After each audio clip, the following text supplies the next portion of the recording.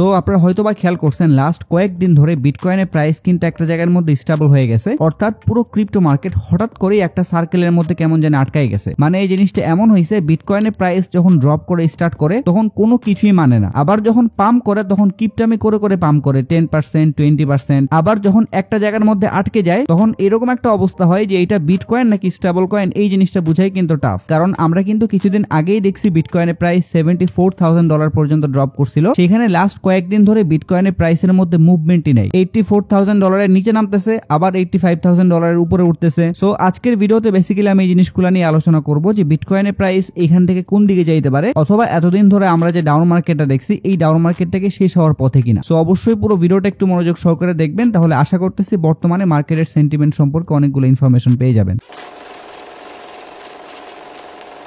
So প্রথমে আমরা একটু মার্কেট নিয়ে ফান্ডামেন্টাল অ্যানালাইসিস করব, এরপরে কি আমরা টেকনিক্যালি দেখবো যে বিটকয়েনের প্রাইসটা আসলে কোন দিকে যাইতে পারে। এবং এইখানে প্রথমেই ট্রাম্পের যে ট্যারিফ এটা নিয়ে কথা বলতে হবে, কারণ লাস্ট আমরা যে ডাম্পগুলা ক্রিপ্টো মার্কেটের মধ্যে দেখছি এই সবগুলাই ছিল কিন্তু ট্রাম্পের যে ট্যারিফ আছে এইটার উপরে বেসিস করে। যখনই ট্রাম্প চায়নার উপরে কোনো একটা ট্যারিফ অ্যাড করতেছিল তখনই মার্কেট ডাউনফলের দিকে যাচ্ছিল, আবার যখন ট্রাম্প চায়নার সাথে সেটেলমেন্টের মধ্যে যাচ্ছে তখন কিন্তু মার্কেট আবারও রিকভার করতেছে। এবং এই যে লাস্ট কয়েকদিন ধরে ক্রিপ্টো মার্কেট যে একটা জায়গার মধ্যে থমকে আছে এইটার পিছনেও কিন্তু মেইন কারণ ট্রাম্পের ট্যারিফ। আমরা কিন্তু লাস্ট কয়েকদিন ধরে দেখতেছি ট্রাম্প কিন্তু অন্য কোনো দেশের উপরে এক্সট্রা করে কোনো ট্যারিফ অ্যাড করতেছে না, উল্টো সে কিন্তু বাংলাদেশ সহ অন্যান্য যেসব কান্ট্রির উপরে ট্যারিফ অ্যাড করছিল তাদের সাথে একটা সেটেলমেন্ট করার ট্রাই করতেছে। এবং ট্রাম্পের ট্রুথ সোশ্যাল প্রোফাইলের মধ্যে দেখতে পাচ্ছেন সে 2 দিন আগে একটা পোস্ট করছিল এবং এখানে সে কিন্তু বলে দিছে ইনক্লুডিং চায়না অন্য যতগুলা কান্ট্রির উপরে সে ট্যারিফ অ্যাড করছিল সবাই কিন্তু একটা প্রোডাক্টিভ মিটিং এ বসতে যাচ্ছে এবং সেই মিটিং এ হয়তোবা ট্যারিফের বিষয়গুলোকে সেটেল করা হবে। মানে এখানে মেইন কথা হচ্ছে ট্রাম্প নতুন করে আর কোনো ট্যারিফ অ্যাড করতেছে না, যার ফলে স্টক মার্কেট সহ ক্রিপ্টো মার্কেট সবগুলা কিন্তু মোটামুটি স্টেবল হয়ে আছে। এখন ট্রাম্পের পরবর্তী অ্যানাউন্সমেন্টের উপরে কিন্তু অনেকটা মার্কেট ডিপেন্ড করতেছে। তো এখন দেখার বিষয় হচ্ছে ট্রাম্প পরবর্তীতে কি অ্যানাউন্সমেন্ট দেয়। এরপরে আপনারা যদি পলি মার্কেটের মধ্যে চলে আসেন তাহলে দেখতে পারবেন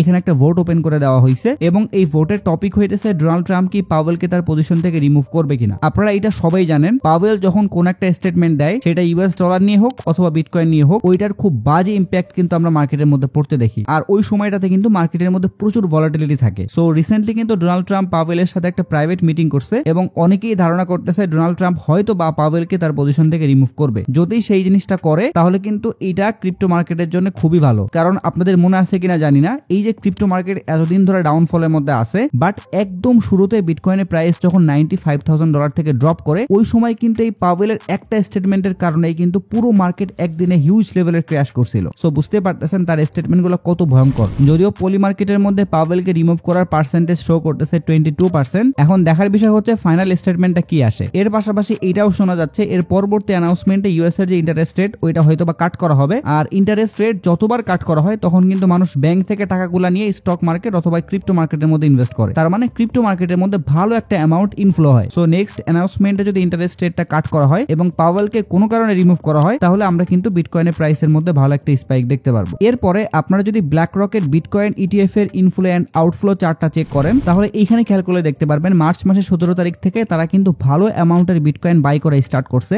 এবং রিসেন্ট স্টেটমেন্ট অনুযায়ী তারা কিন্তু লাস্ট কয়েকদিনে আরো $200 থেকে $300 মিলিয়ন মতো বিটকয়েন বাই করছে। সো এই ধরনের যতগুলো ক্রিপ্টো অথবা বিটকয়েন ইনস্টিটিউশন আছে তারা যখন বিটকয়েন গুলো সেল করা স্টার্ট করে তখন কিন্তু আমরা দেখি বিটকয়েনের প্রাইসও ড্রপ করে স্টার্ট করে দেয়। আবার তারা যখন হেভি অ্যামাউন্টের বিটকয়েন বাই করা স্টার্ট করে তার পরবর্তী সময়গুলোতে কিন্তু বিটকয়েনের মধ্যে আমরা একটা ভালো স্পাইক দেখতে পারি। সো ব্ল্যাক রকের এই বিটকয়েন বাই করার বিষয়টাও কিন্তু মার্কেটের জন্য একটা পজিটিভ দিক। এরপরে এইখানে আরকাম ইন্টেলিজেন্সের মধ্যে দেখতে পাচ্ছেন একটা হুয়েল ওয়ালেট থেকে লাস্ট কয়েকদিন ধরে অলমোস্ট $250 মিলিয়ন সমপরিমাণ বিটকয়েন বাই করা হয়েছে। সো এই যে এত বড় বড় অ্যামাউন্টের বিটকয়েন বাই করা হচ্ছে এইগুলা কিন্তু অবশ্যই মার্কেটের জন্য পজিটিভ দিক, বাট যদি কোনো কারণে মার্কেটের মধ্যে আবারও নেগেটিভ স্টেটমেন্ট চলে আসে অর্থাৎ ডোনাল্ড ট্রাম্প যদি আবারও ট্রেড ওয়ার স্টার্ট করে দেয় তখন কিন্তু এইসব পজিটিভ নিউজও ইনভ্যালিড হয়ে যাবে। সো এইসব ফান্ডামেন্টাল নিউজ কিন্তু আবার সেই ফান্ডামেন্টাল নিউজের উপরে ডিপেন্ড করে। আমরা যখন পজিটিভ জিনিসগুলো দেখি তখন গুলো পজিটিভ থাকে, বাট পরবর্তীতে আবার যখন স্টেটমেন্টগুলো নেগেটিভ হইতে থাকে তখন কিন্তু মার্কেট আবারও ডাউনফলের দিকে যাওয়া স্টার্ট করে। সো এই জিনিসগুলো যেহেতু কারেন্ট নিউজ যার বেসিসে কিন্তু আমরা বলতে পারতেছি সামনে এমন হইতে পারে, বাট কালকে অথবা পরশুদিন মার্কেটের মধ্যে কি নিউজ আসতেছে এই জিনিসগুলো সম্পর্কে কিন্তু আপ টু ডেট থাকতে হবে। সো মোটামুটি এই কয়েকটা ছিল ক্রিপ্টো মার্কেট নিয়ে ফান্ডামেন্টাল নিউজ। এখন চলেন আমরা একটু টেকনিক্যালি বোঝার ট্রাই করি যে বিটকয়েনের পরবর্তী মুভমেন্ট কেমন হইতে পারে। সো আমি বর্তমানে বিটকয়েনের উইকলি চার্টের মধ্যে আছি এবং এখানে আপনারা একদম ক্লিন ভাবে দেখতে পারতেছেন স্টিল কিন্তু ক্রিপ্টো মার্কেটের মধ্যে আপ ট্রেন্ড আছে। যদি এই ট্রেন্ড লাইনটা ব্রেক করে মার্কেট নিচের দিকে চলে আসতো তখন গিয়ে বলতে পারতাম এইবার আমরা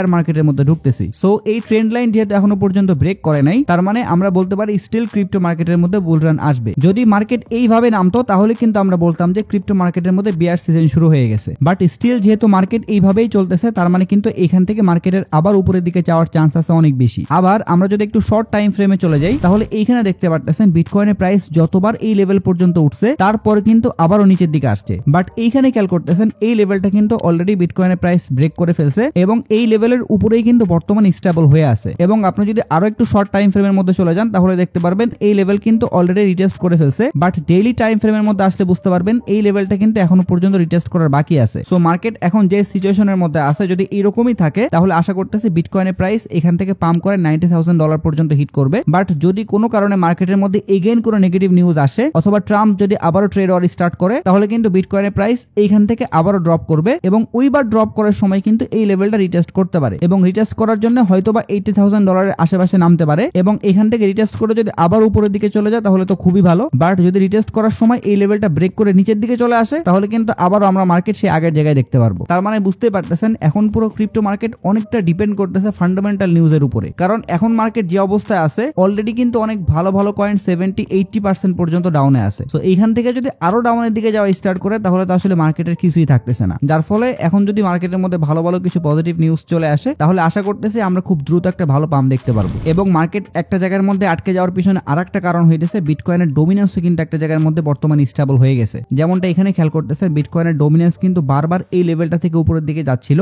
এবং এইবারও কিন্তু বিটকয়েনের ডোমিনেন্স যখন ফল করতে করতে এই লেভেল পর্যন্ত আসছে, এরপরে কিন্তু আবার এখান থেকে ইনক্রিজ হওয়া স্টার্ট করছে। আর এটা তো আপনারা সবাই জানেন বিটকয়েনের ডোমিনেন্স যতদিন না পর্যন্ত ড্রপ করবে ততদিন পর্যন্ত আমরা কিন্তু ক্রিপ্টো মার্কেটে ওই রকম ভালো একটা পাম্প দেখতে পারবো না। সো বিটকয়েন ডোমিনেন্সের এই ট্রেন্ড লাইনটা অবশ্যই ব্রেক করতে হবে, তাহলে কিন্তু আমরা ইনস্ট্যান্ট অল্টস কয়েনগুলোর মধ্যে ভালো মুভমেন্ট দেখতে পারবো। এর পাশাপাশি আমরা যদি বিটকয়েনের লিকুইডেশন হিটম্যাপের মধ্যে চলে আসি তাহলে এখানে খেয়াল করতেছেন উইকলি চার্টের মধ্যে বিটকয়েনের কিন্তু উপরে খুবই ভালো পরিমাণ লিকুইডিটি আছে এবং এই লিকুইডিটি গুলো নেওয়ার জন্য হইলেও কিন্তু বিটকয়েনের প্রাইসকে $90,000 দিকে যাইতে হবে, তাহলেই কিন্তু যারা ফিউচার ট্রেডিং এর মধ্যে শর্ট পজিশন ওপেন করে রাখছে তারা কিন্তু লিকুইডেড হবে। সো আপনি যদি ওভারঅল সবগুলো বিষয় নিয়ে একটু অ্যানালাইসিস করেন তাহলে বুঝতে পারবেন এখন ক্রিপ্টো মার্কেট যে অবস্থায় আছে এখান থেকে উপরের দিকেও যাইতে পারে আবার নিচের দিকেও আসতে পারে। যদি আপনি একটু টেকনিক্যালি দেখেন তাহলে মার্কেটের উপরের দিকে যাওয়ার চান্সই বেশি। বাট এই টেকনিক্যাল জিনিসটা কিন্তু আবারও ডিপেন্ড করতেছে ফান্ডামেন্টাল নিউজের উপরে। যদি দুইটা ব্যাটে বলে মিলে যায় তাহলে কিন্তু মার্কেটের মধ্যে ভালো একটা মুভমেন্ট আসতেছে। সো এটাই ছিল আজকের ভিডিও। আশা করতেছি এই ভিডিওর মাধ্যমে আপনাদেরকে আমি বর্তমানে মার্কেট কন্ডিশন সম্পর্কে অনেকগুলো আপডেট দিতে পারছি। সো এই আপডেটগুলো আপনাদের কাছে যদি একটু হইলেও হেল্পফুল মনে হয় তাহলে একটাই রিকোয়েস্ট থাকবে, যারা আমার চ্যানেলের ভিডিওগুলো রেগুলার দেখেন বাট এখনো চ্যানেলটা সাবস্ক্রাইব করে নাই তারা একটু কষ্ট করে চ্যানেলটা সাবস্ক্রাইব করে আমাকে সাপোর্ট করবেন। এর পাশাপাশি আপনারা যদি ক্রিপ্টো মার্কেট নিয়ে এই ধরনের রেগুলার এন্ড ইমার্জেন্সি আপডেটগুলো মিস করতে না চান তাহলে অবশ্যই আমার টেলিগ্রাম চ্যানেলের মধ্যে জয়েন হয়ে থাকবেন। ভিডিও ডেসক্রিপশন বক্সে লিংক দেওয়া থাকবে। যদি ভিডিও নিয়ে কোনো প্রশ্ন অথবা মতামত থাকে তাহলে অবশ্যই কমেন্ট বক্সে জানাবেন। যদি ভিডিওটা ভালো লাগে তাহলে একটা লাইক করে দিবেন, যদি চান ভিডিওটা শেয়ার করতে পারেন। তো সবাই ভালো থাকবেন। আসসালামু আলাইকুম।